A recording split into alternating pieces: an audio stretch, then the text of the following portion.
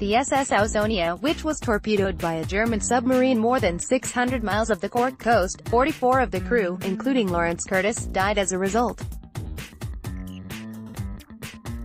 Above inset, Lawrence Curtis.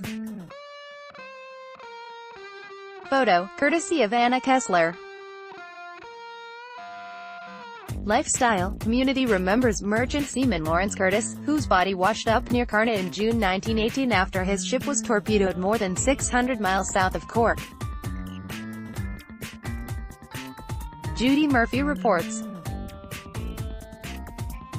When the SS Ausonia, which sailed out of Liverpool, was torpedoed more than 600 miles of the Fastnet Rock on the Cork coast on May 30, 1918, the 44 crew on board took to the ship's life rafts. Several of them survived for a number of days, but distance from shore and bad weather meant that they ran out of supplies, especially water, and, in the end, none survived. According to a subsequent inquest report in the Connacht Tribune, one by one, they died of thirst. Nearly a month later, on June 21, 3 fishermen from Letterard, a tiny community between Cashel and Carna, were working on the beach when they noticed a body on a raft. It was that of Lawrence Curtis, who had been fourth engineer on the refrigeration and passenger vessel.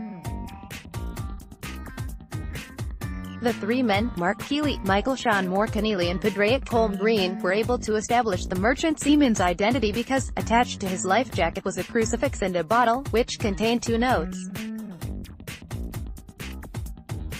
One was to his mother and one to his wife. Lawrence, the father of 3 young children, had written on June 6, when he realized that death was imminent, despite initially surviving the attack on the 450.6 feet by 54.2 feet Ausonia. The story of Lawrence Curtis was one that Clifton-born archaeologist Erin Gibbons grew up with, because her grandfather Mark Keeley was one of those who had found his body. Mark had often spoken of it to his daughter Peg, who was Erin's mother, and the tragedy left a profound impression on the older woman. When I was a little girl, I remember her praying by her bed during November for someone called Laurie Curtis and asked her who he was, recalls Erin.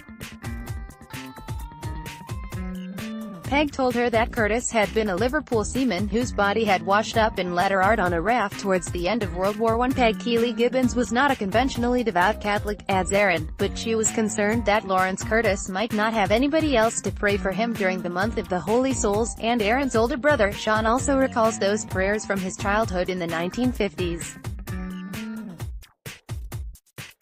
Peg was born in 1929, 11 years after the event, but was intimate with the story because of her father's involvement.